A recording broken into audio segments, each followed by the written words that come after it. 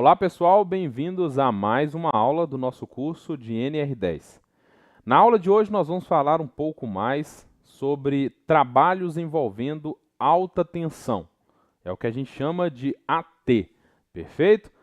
A norma em relação a esses trabalhos envolvendo alta tensão, ela diz que os trabalhadores que intervenham em instalações elétricas energizadas com alta tensão, que exerçam suas atividades dentro dos limites estabelecidos como zonas controladas e de risco, né, conforme ela mesmo dispõe em anexo para a gente, deve atender, né, a todos os critérios de segurança envolvendo instalações elétricas energizadas, tá?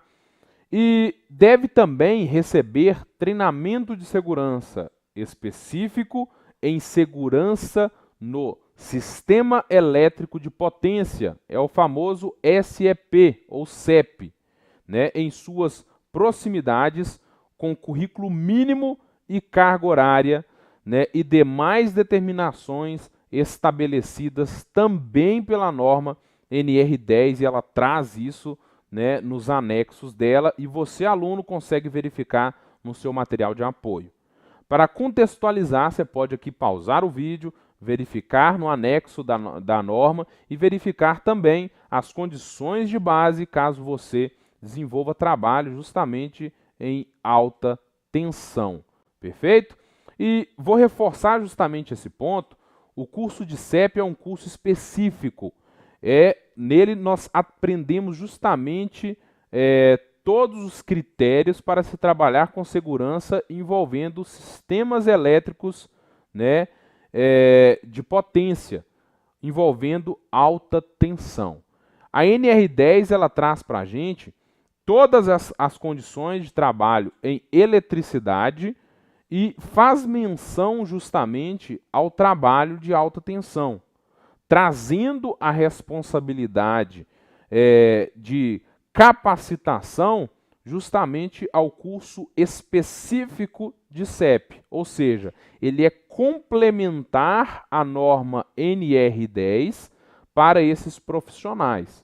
Então, se você quiser trabalhar em alta tensão, você precisa, presta atenção, você precisa não só do curso de NR10, mas também do curso de CEP, para poder ser um profissional autorizado a trabalhar nesse determinado tipo de situação.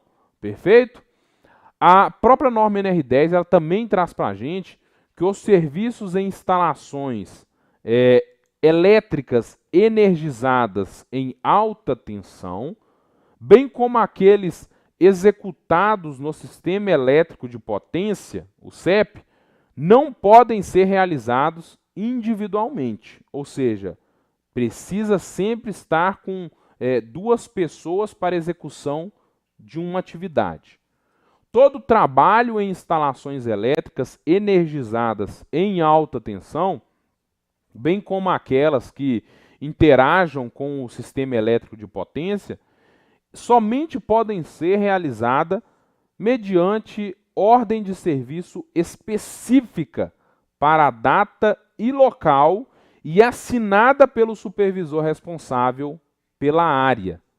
E antes de iniciar os trabalhos em circuitos energizados, né, em alta tensão, o superior imediato e a equipe responsável pela execução do serviço devem realizar uma avaliação prévia, né, estudar e planejar as atividades e ações a serem desenvolvidas de forma a atender os princípios técnicos básicos e as melhores técnicas de segurança em eletricidade cabíveis a este serviço.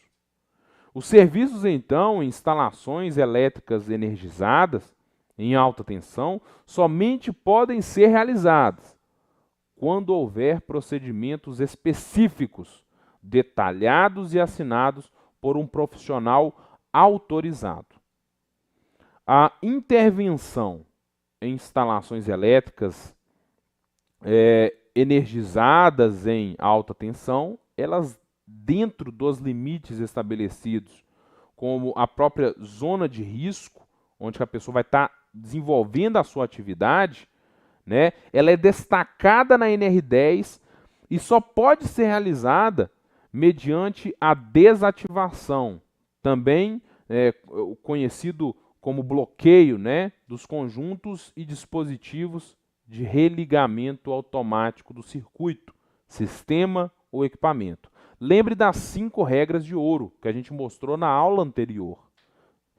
Os equipamentos e dispositivos desativados, eles devem ser sinalizados com identificação da condição de desativação, conforme procedimento de trabalho específico e padronizado de acordo com a empresa e o profissional qualificado da mesma.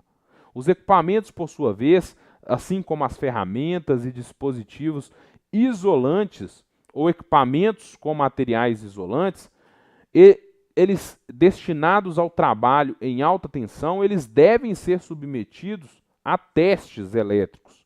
Nós já falamos das inspeções desses equipamentos, né?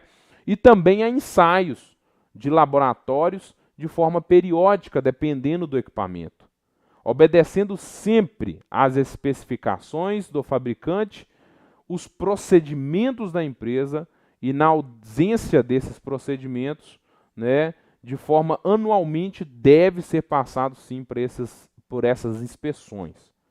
Os trabalhadores, né, nessa situação, nesse contexto de trabalho, assim como os envolvidos em atividades de sistema elétrico de potência, eles devem dispor de equipamentos que permitam a comunicação permanente com os demais membros da equipe. Normalmente o rádio, né, a utilização do rádio, ela é muito útil para esse tipo de finalidade, beleza? E de preferência a utilização de rádios comunicadores abertos, pois normalmente quando a pessoa toma um choque elétrico, né, se vê justamente nessa situação, um dos efeitos causados pelo choque elétrico é possivelmente a perda da fala. Tá? Então a pessoa fica ali durante um determinado momento, né, muitas das vezes sem ação, tá? E às vezes um gemido pode ser, né, acusado num rádio quando acontece esse problema, né? Ou até simplesmente o barulho estrondoso de um acidente envolvendo alta tensão. E eu venho trazer justamente um vídeo para exemplificar justamente isso para vocês, né? Quando a gente trabalha com alta tensão, normalmente a gente volta os nossos olhares para algumas situações que envolvem a parte de transmissão e geração de energia elétrica. E na parte de transmissão nós temos essa seguinte situação que eu estou trazendo para vocês aqui agora, que é o do arco elétrico. Tá? Então quando a gente faz o seccionamento, a separação, a disruptura, né, de dois polos de contato que está passando energia elétrica, ali, né, a corrente elétrica, ou seja, o movimento ordenado dos elétrons, eles tendem a vencer a resistência do ar e fazer a continuidade da sua corrente elétrica até o outro ponto terminal. E esse dispersar da corrente, ele gera o arco elétrico, como vocês podem ver no vídeo, tá? Esse arco elétrico daí, ele gera diversos problemas, inclusive alguns equipamentos, né, eles funcionam a vácuo, ou tem óleo, ou outras soluções que são imersas, né, esses contatos nelas, para que a gente consiga justamente reduzir os impactos do arco elétrico. Por exemplo, quando você utiliza um fusível, né, hoje não é muito utilizado, mas quando você coloca um fusível, por exemplo, você vê as características de um fusível de AZED, você vê que dentro dele ele tem um filamento condutor. E outra característica dentro dele, outro insumo dentro dele, é justamente areia, pois quando há ruptura desse filamento, né, pela sobrecorrente, você tem ali um pequeno arco elétrico que ele é dissipado pela areia que tem ali dentro. Então ali já é um outro ponto que o próprio desenvolvimento desse equipamento, o pessoal colocou esse insumo para poder gerar uma proteção, né, para, não só para o usuário, mas também para as instalações que estão ali em volta dele. Perfeito?